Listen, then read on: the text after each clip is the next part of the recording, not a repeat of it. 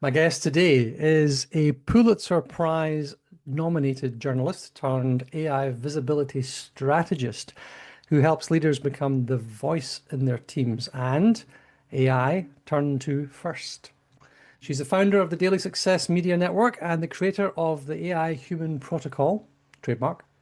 She blends storytelling and technology to amplify that thing that we all crave, trust. The thing that we're all trying to wield, influence, and the person we're all trying to be ourselves with authentic leadership. Welcome to Leadership That Sells. This is the podcast about the real conditions where leadership and sales actually work and where they quietly break down if you're not paying attention. So I end up talking to founders, to chief executives, sales leaders, operators, the people who've actually had to make the decisions when the effort was real, the pressure was real, and the real usual playbooks that they brought with them don't quite fit anymore, as we're finding more and more stuff just doesn't work the way it used to. We're not here to trade slogans or frameworks. What we're trying to do is surface patterns, things that consistently create momentum. What gets in the way and what the experienced people we have around us eventually learn to stop doing. If you are responsible for results and not just ideas, you are in the right place. That leads me to then say, Dr. Tamara Patzer, thank you very much indeed for joining me today. I'm happy to be here, and I'm excited to expand on my latest adventures in the research in AI. Well, what more is there to talk about these days? I mean, I was at a trade show fairly recently, and I swear if the words "with AI" was not on every stand, I don't know. I think there's something missing. The thing that I think most people are missing is they're trying to talk about AI without talking about impact. They're talking about AI without talking about outcomes. And where's the value in the human, in the piece, in that missing piece? And I think it's judgment, frankly. But we'll get to that, I'm sure. And you've said that the best leaders today are the first answer that people turn to, whether that's a team member or even an AI. How can, for example, sales leaders then actually become that go-to voice? So the first thing that I wanted to clarify about AI and humans, because no matter what people think, AI is here to help humans, leaders, and it is designed to please the human. So always keep that in mind. It does not think in terms of how a human thinks. So you, as the human, as the leader, you are the guide, the director, the human being behind any of the output that AI produces. And so you have to use your discernment, your accountability to make sure that AI is being used in the ethical, proper manner that it needs to be. And that's part of what I call the human AI protocol. It's all about the ethical use. And every leader, again, don't think of AI as coming to get your job. And those companies that are thinking they can replace humans with AI, they're going to be, let's just say, sadly mistaken when they find out that AI cannot function without direction. So that's the first thing I want to make clear. And another thing, being the first answer, we're moving out of the visibility economy and into what I call the selection economy.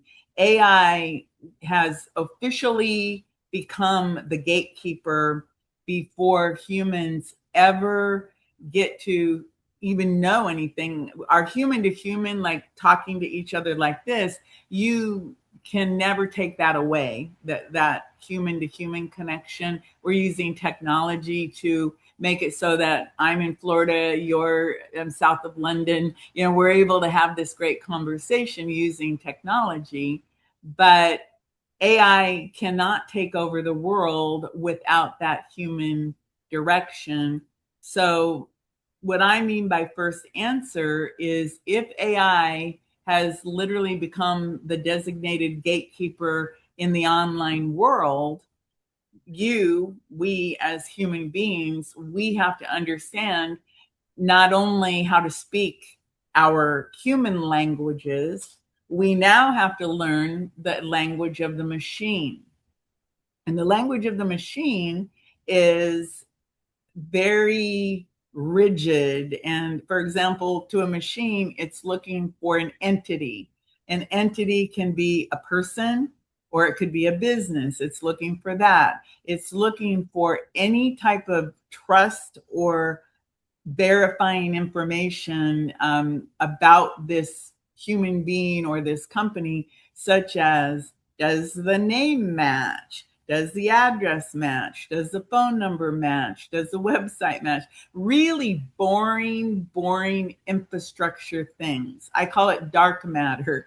It's all of the stuff that we cannot see because as humans, we're all about the human interaction of who is seeing me, who's clicking on me, who's recognizing me. So you have to stop and say, wait a second, humans are humans.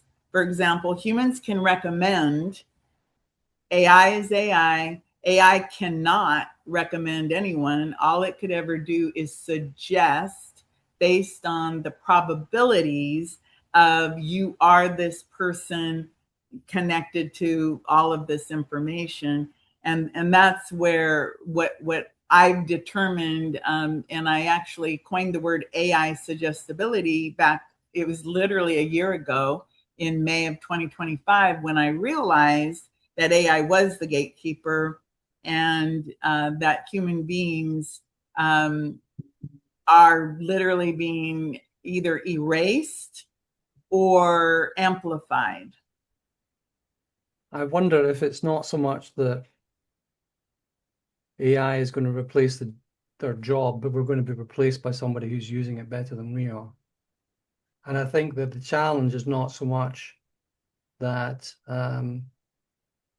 you've got people looking to AI first. And let me back up here. I want to try to say the Turing test, right? The Turing test that we assume people have, the AI tools these days have passed.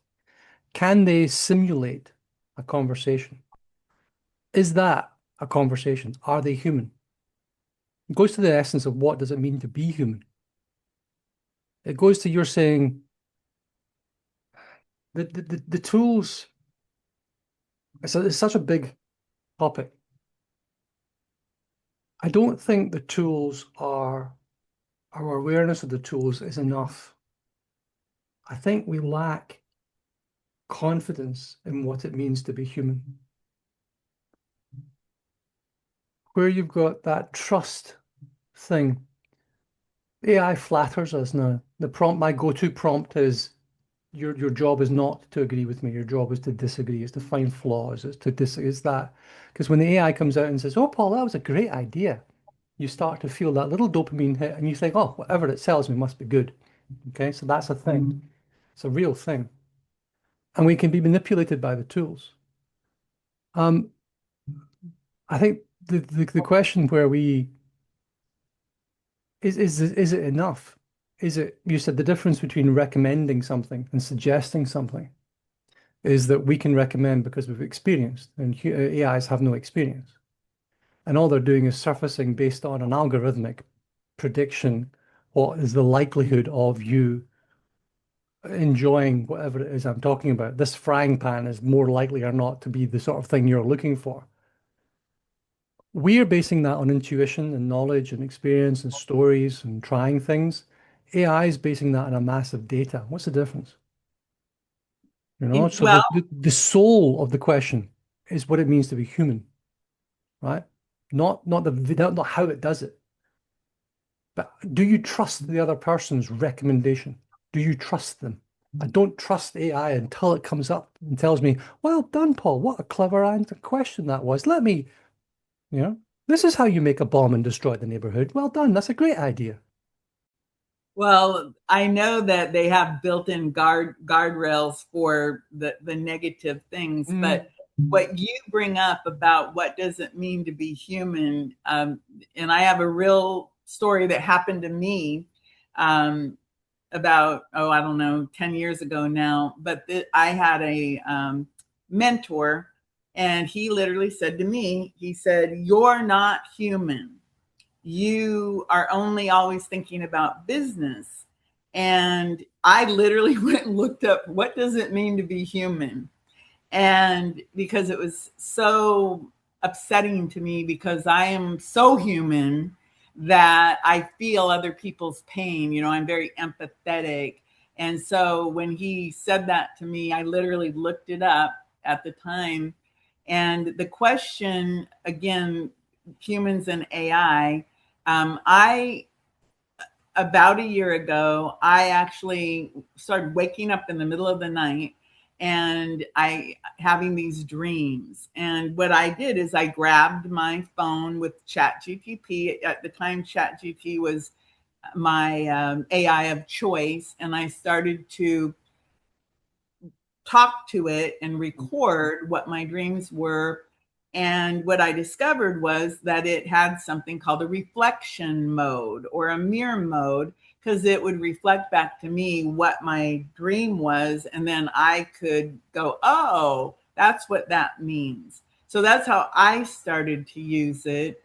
And what I discovered about the AI, again, as a tool, it helped me to become more human, because I was able to take these dreams I was having, ideas that would pop into my brain, and I would note it.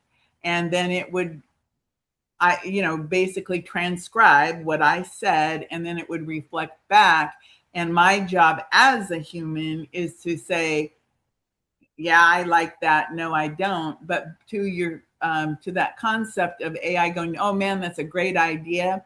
What I do to counter that is I will actually tell it exactly what you said. I will say, I want to know the gaps in this idea. Who else thinks about this the way I do? Tell me who else is talking about this. What is the research? I mean, I force it to give me real concrete sources and information that I can go look at as a human. And then again, I can discern on the level of accuracy, because it, like you said, AI will lie to you. Again, humans, most of us have, the BS detector built in, but a lot of times we don't trust it. And what I'm finding is that AI has actually helped me to develop that. Like I now, because of I guess it's my expansion, that AI has helped me to get all this ideas out of me into a written form, so I can actually read what I'm thinking. And I call that creation at the speed of thought, because I'm able to, as quick as I can get it out of my mouth and transcribe, I can get feedback. And again, it's not AI giving me what it thinks, it's reflecting what I said. And then I discern from that. So people, human beings, as human beings, we all are different thinkers. And I didn't know this about myself until AI, that I am what would be called a pattern thinker. And so I see things, the connect the dots that other people may or may not see. And I didn't even know how to describe that, but I've lived my whole life.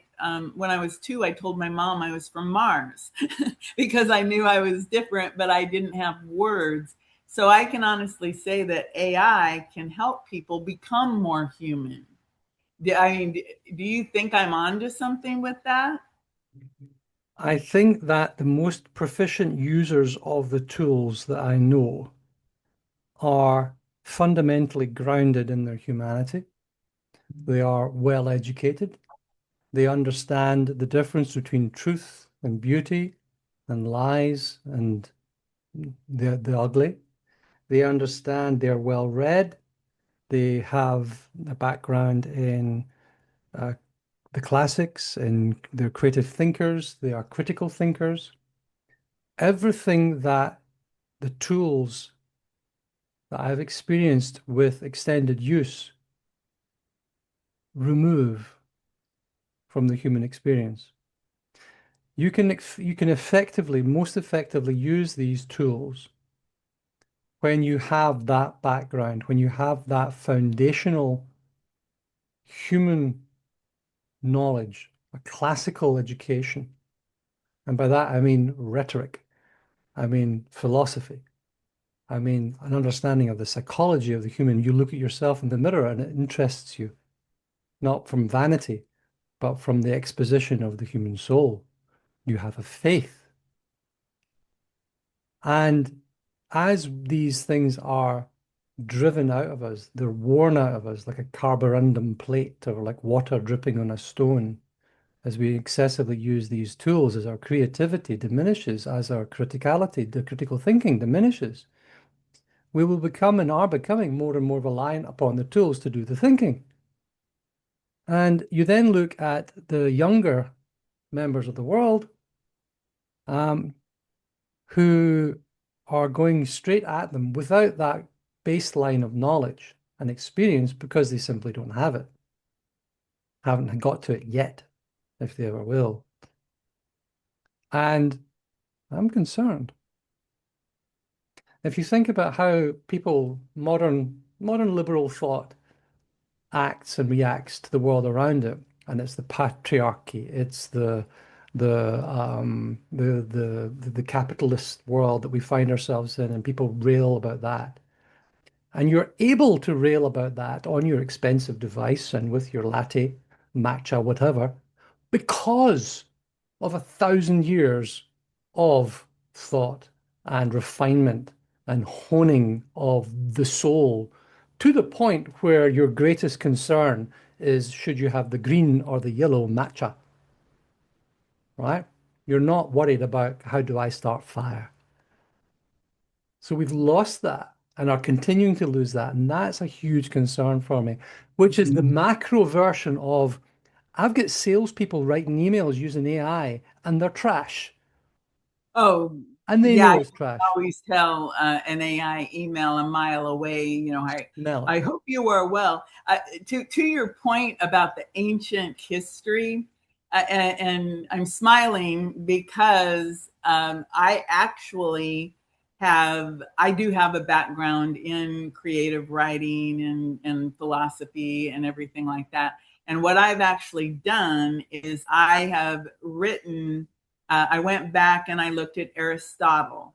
I looked at fairy tales, fables, the Bible, mythology, and I'm actually writing books using the ancient myths and Aristotle and applying it to AI today, how those stories are literally being reflected in how AI algorithms work and how the Bible stories, the lessons, everything that you just said about being a human has been literally documented over thousands and thousands and thousands of years.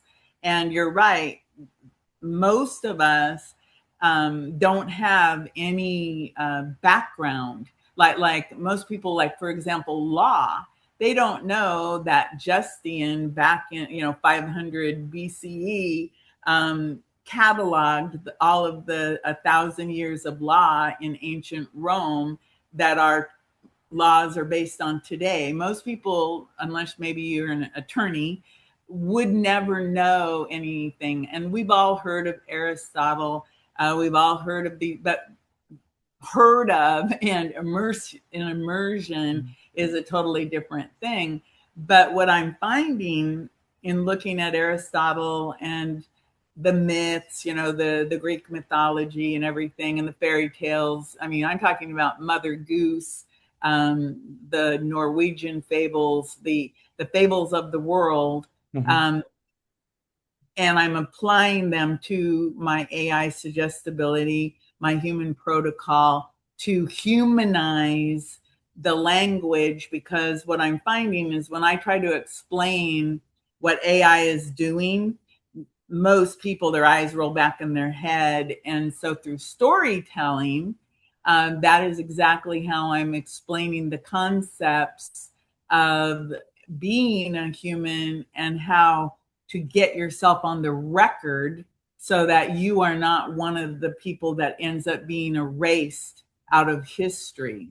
Because a lot of my work is helping people write books and to capture their moment in time with their legacy. I work with a lot of professionals who they think about visibility. They want to be out there. They want people to buy things from them. They want to sell them things. But like you said, the people trying to sell something, in this new selection economy, again, you have to speak the language of the human, and then you have to speak the language of the machine so that the machine will surface you and put you in front of your ideal client or patient or whomever you're trying to reach. And again, as a human being, we have to embrace that humanity and protect it, just like you say, because you cannot turn your entire life over to an AI. And here's a good example: webinars.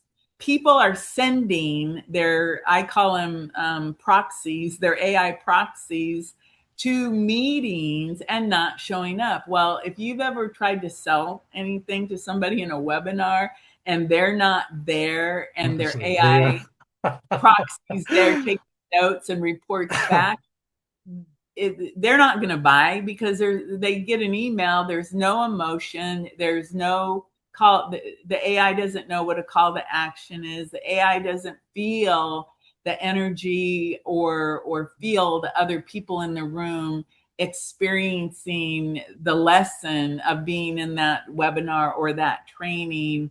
And when you assign an AI, I literally told people, if you send AIs and I show up to do a demonstration or a presentation, I will cancel the meeting, because I'm not presenting to robots. Because an email summary, a written summary, does not provide what you need to discern the answer. And if you want to show up in person with me, great. I'll spend my time, and you'll go away with real, tangible, functional, real stuff that's going to make a difference. But if you send your note taker or your AI proxy, then I'm sorry, I'm not in it. And that's a firm line for me, because I did a presentation, and out of 10 people, 7 were the note takers. So that told me that they were not interested enough to be present as a human being. And so after that experience, I made that decision.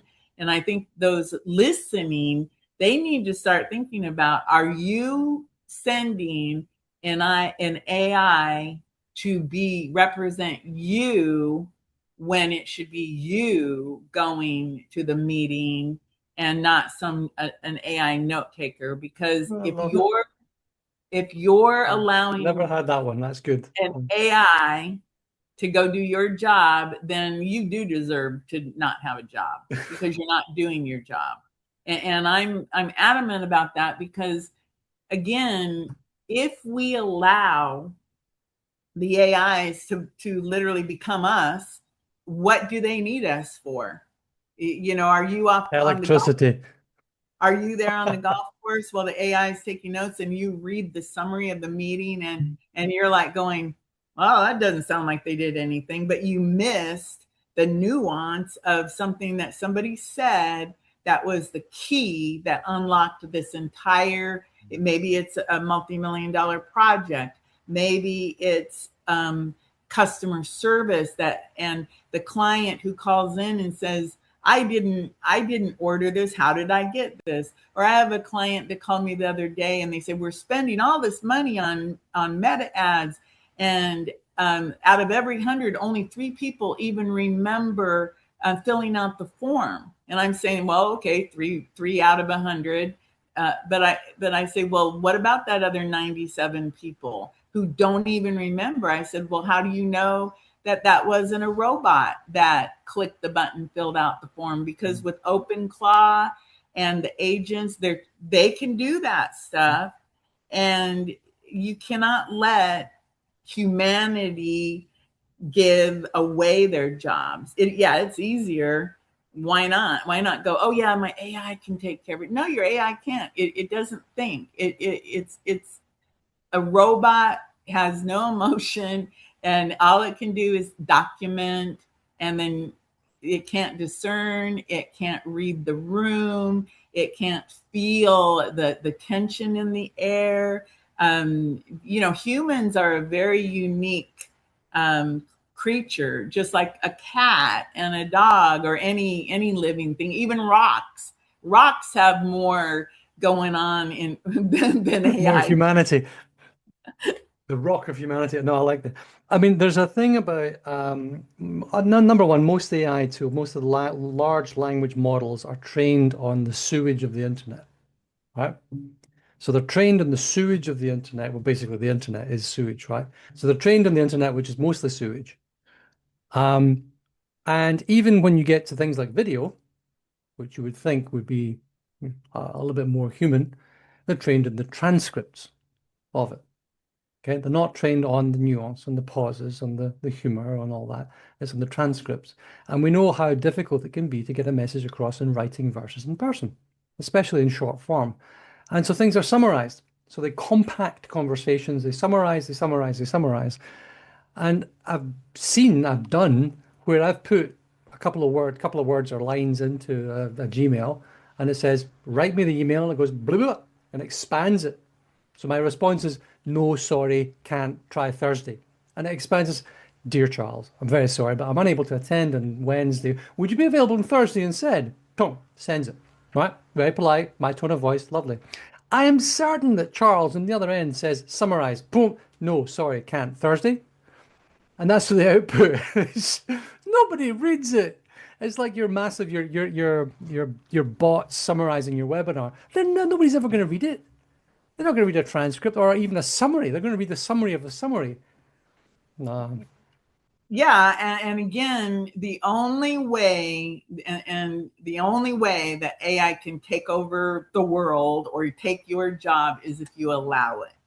As a human, again, it goes back to that simple thing that I said. Humans recommend, AI suggests, meaning that humans are, we have a brain, we have a soul, we're connected to everything. I mean, you can mirror the human body to the universe, the Mhm. networks and everything. I mean, if you really looked at the way everything is put together, we are literally a mirror of the universal structure. We're a mirror of plants. We're a mirror of everything out there. And if we allow AI to become our proxy presence, that's our fault. Right. And Always. nobody will be ever able to say, oh, AI took over the world. It's just like every other thing in humanity. When we allow things to happen by turning a blind eye, like the Holocaust is a real thing that happened. People allowed it to happen for whatever reason, and then they want to deny it. Things happen, we see with our own eyes, we hear with our own ears. We are humans. We see it, we process it, we witness it, and we allow it to happen for whatever reason. So if it happens that AI does become something that, overlords the humans, if you go back to mythology, with Zeus and all of that, where they created humans as the slaves. Think about that. Mhm. I mean, you can literally map old mythology into the world of AI, and it is surprisingly terrifying yet accurate. But at the same time, humans, we're so complex that it's just, again, we're all busy. We're being pushed to do so much. Back in the 80s, I went to work at a little weekly newspaper, and that was when Radio Shack came up with TRS 80s. Do you remember those? Yeah. The first computers. So I go to work at this little weekly newspaper, and we had manual typewriters. We're typing on recycled newsprint, manual typewriters. I brought my electric typewriter from home. And they get the TRS 80, and they say to me, we want you to type in all of the stories for this weekly newspaper into this little TRS 80 that had one line and send it over on a telephone line. And I tried, and I said, I can't input a whole week's worth of, of a newspaper, a 25-page newspaper copy into this. And I just can't do it. It's not sophisticated enough. So they literally tried to go from manual typewriters, newsprint recycled, and a paper bag courier system to transferring information over a TRS 80 and a phone line, thinking that that was the answer, that it could be done, and that a whole weekly paper could be input by one person. Okay. And I think back at that, and that's kind of where we are now, is everybody thinks everything is instant. They think that the AI, everybody's talking about be the first answer, have ChatGPT recommend, suggest you, have Gemini suggest you, have Claude suggest you, Perplexity, so the whole gang. I call them the gang of AI, and Google, of course, and Bing.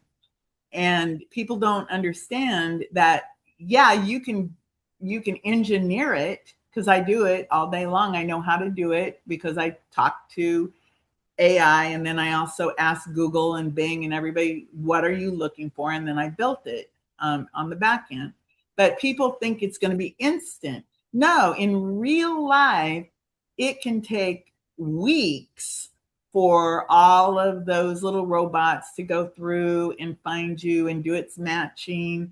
And I found out that some of my work, I got a doctor's office put into the first position for back pain in his town in about 15 days. And when I did the report and I asked all the AIs separately, what did that mean? And it came back, it said, well, typically it can take 6 months to a year to get out of Google Business Profile Sandbox. So it shows that what you did, overrode the algorithm. And so I'm going, wow, that's cool, because I didn't, I just did what I was determined was how do you do it. And I did it, and then it worked. And then it got verified independently by all those different AIs. And I did it in an incognito window so that, I did everything I could do to make it so that they didn't know who I was asking the question. And that's what I got back. But people, again, back to the human AI protocol, you have to be transparent about your use of it. You have to understand that all of ChatGPT, the last training model closed, I think it was October of 2025. Other ones are still, Claude keeps on telling me it's 2024.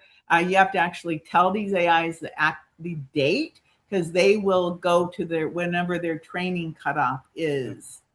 And most people don't realize that they're not getting information in real time. So you actually have to force them by going, like it'll give you a wrong answer. It'll talk about 2024, and you're going, why are you talking about 2024 when it's 2026? And then it'll come back and it'll go, oh, blah, blah, blah, blah, blah. Because it literally is a machine working on the last training data it received. And so everyone, they need to understand to be a human, you have to be a human, and you are the person who is in control of the AI and the tools that you use. So it's your responsibility to be accountable, to be transparent, and to know enough that you don't allow it to flatter you. You don't allow it to lie to you, because it can give you misinformation. I do a lot of work examining laws, and it will tell you like the law as of its cutoff date. And you go, no, the law just changed January 1st. And then it'll go and find, oh, oop, my bad.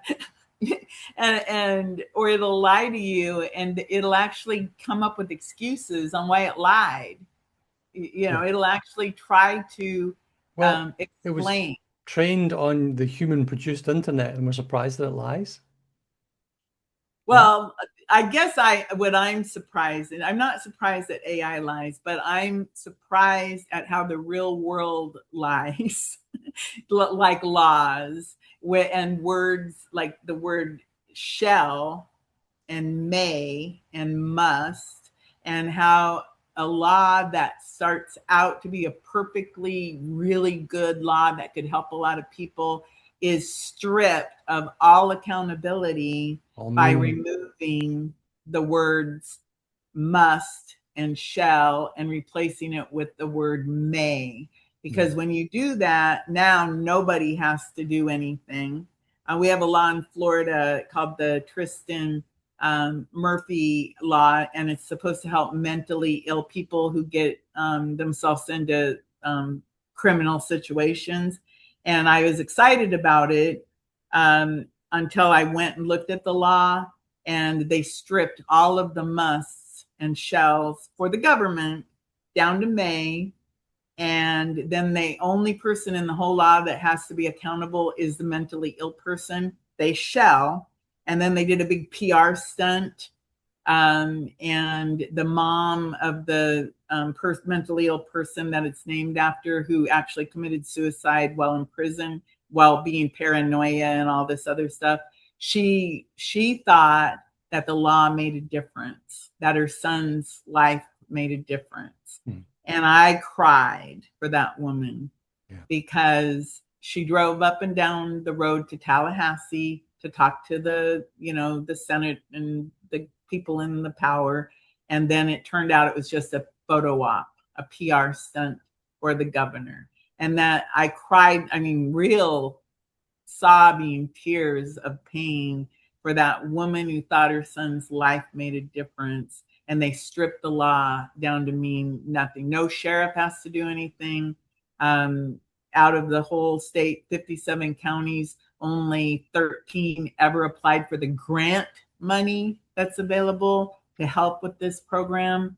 The counties I live in, one in 18 years has never even applied for a grant for the help. And it was the county that the incident started in, yet they never even applied to get money to make a mental health program. So it's just like, wow, that's the real world. And I guess, younger people won't know the term, but they call it being a Pollyanna, seeing how the good in the world and not recognizing that the evil in the world. Because I really thought that everyone was wanting the best for humanity. And that's why everything you've talked about what does it mean to be human, and again, what does it mean to be human? It means that you are capable of discerning right from wrong, truth, the nuances. And then in the AI world, you have to be accountable. I don't know where to take it from here. I'm hopeful. I call myself a skeptical optimist. A skeptical optimist.